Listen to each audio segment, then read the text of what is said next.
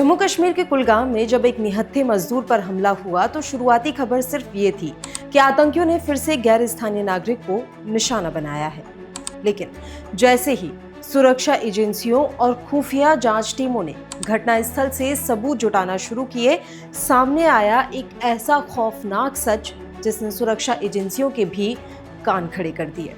जी हाँ, सवाल सिर्फ ये नहीं था कि हमला किसने किया, सवाल ये था, असली सस्पेंस इस बात का था कि भारी भरकम AK-47 और असॉल्ट राइफल लेकर घूमने वाले आतंकी ने एक गरीब मजदूर को मारने के लिए छोटी पिस्तौल यानी छोटकू बंदूक का इस्तेमाल क्यों किया।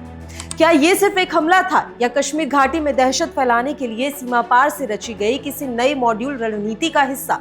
कुलगाम हमले के मास्टरमाइंड लश्कर आतंकी लतीफ की इस पूरी इन्वेस्टिगेशन रिपोर्ट का कच्चा चिट्ठा खोलेंगे आज के इस वीडियो में। नमस्कार, आप देख रहे हैं डायनामाइट न्यूज और मैं हूं आपके साथ पल्लवी राजपूत। ये जो पूरा मामला है वो दक्षिण कश्मीर के कुलगाम जिले का है, जहां बाहरी राज्यों से आए निहत्थे मजदूर अपनी रोजी रोटी कमाने के लिए ईंट भट्टों पर हर दिन की तरह काम कर रहे थे। शाम ढलते ही घात लगाकर बैठे एक आतंकी ने पॉइंट ब्लैंक रेंज से मजदूर को निशाना बनाया। गोलियों की आवाज से पूरा इलाका थर्रा उठा। जब तक आसपास के लोग मौके पर पहुंचे, हमलावर घनी झाड़ियों और अंधेरे का फायदा उठाकर मौके से फरार हो चुका था। घटना की सूचना मिलते ही सेना, जम्मू कश्मीर पुलिस और CRPF की टीम ने पूरे कुलगाम और आसपास के गांवों को घेरकर अपना सर्च ऑपरेशन शुरू कर दिया। लेकिन जब फॉरेंसिक और बैलिस्टिक एक्सपर्ट्स ने घटनास्थल से गोलियों के खोखे बरामद किए तो पुलिस हैरान रह गई। वहां मिले कारतूस AK-47 के नहीं बल्कि 9mm की छोटी सी पिस्तौल के थे। अब आते हैं जांच एजेंसियों के उस सबसे बड़े सवाल पर, AK-47 वाले आतंकी ने आखिर छोटे हथियार का इस्तेमाल क्यों किया। खुफिया और सुरक्षा एजेंसियों के खुलासे के मुताबिक इसके पीछे आतंकियों की 3 बड़ी और शातिर वजह बताई जा रही है। पहला, हाइब्रिड टेररिज्म का तरीका। कश्मीर में अब लश्कर और जैश जैसे संगठन भारी हथियारों के साथ खुलेआम घूमने वाले पुराने आतंकियों के बजाय हाइब्रिड आतंकियों का इस्तेमाल कर रहे हैं। ये वो लड़के होते हैं जो आम नागरिकों की तरह घूमते हैं। बड़ी AK-47 को कंधे पर रख कर चलना भीड़ भाड़ वाले इलाकों या चौकियों पर तुरंत पकड़ा जाता है, जबकि छोटी पिस्तौल को जैकेट या पैंट में आसानी से छिपाया जा सकता है। दूसरा, हिट एंड रन की रणनीति। किसी भी टारगेटेड किलिंग के बाद आतंकी का मकसद तुरंत वहां से गायब होना होता है।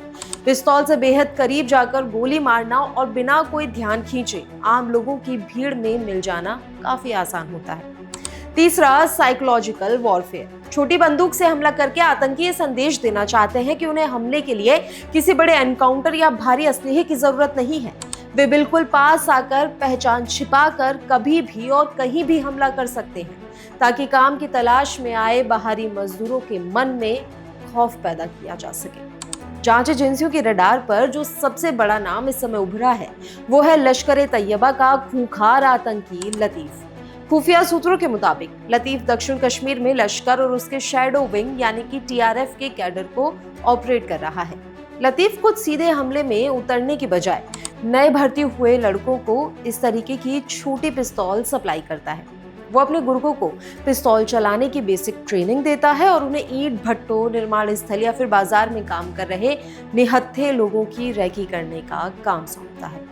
जैसे ही कोई आसान निशाना दिखता है, पिस्टल थमाकर हमले को अंजाम दिलवा दिया जाता है। सुरक्षा एजेंसियों का मानना है कि इस पूरे हमले की पटकथा लतीफ ने ही लिखी थी, ताकि घाटी में शांति के माहौल को बिगाड़ा जा सके और डेवलपमेंट के कामों में लगे मजदूरों के बीच दहशत फैलाई जा सके। लेकिन आतंकियों का ये नापाक पैंतरा भी अब बेनकाब हो चुका है। कुलगाम हमले के तुरंत बाद सुरक्षा बलों ने अपनी रणनीति बदल दी है। अब सिर्फ भारी हथियार वाले संदिग्धों की ही नहीं बल्कि पिस्तौल और छोटे हथियारों की तस्करी पर ड्रोन और इलेक्ट्रॉनिक सर्विलांस से पैनी नजर रखी जा रही है। गैर स्थानीय मजदूरों के काम करने की जगहों जैसे कि ईंट भट्टों और कंस्ट्रक्शन साइट्स पर सुरक्षा घेरा काफी मजबूत कर दिया गया है।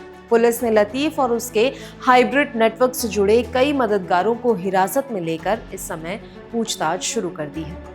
अब चाहे आतंकी बड़ी AK-47 लेकर आए या जेब में छोटी पिस्तौल छुपा कर लाए, सुरक्षा बलों का संदेश बिल्कुल साफ है। बेगुनाहों का खून बहाने वाले किसी भी गुनहगार को बख्शा नहीं जाएगा।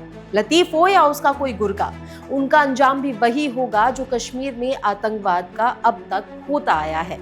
इस पूरे मामले पर आपकी क्या राय है? क्या हाइब्रिड आतंकियों पर नकेल कसने के लिए और कड़े कदम उठाने की जरूरत है? अपनी राय कमेंट सेक्शन में जरूर लिखें।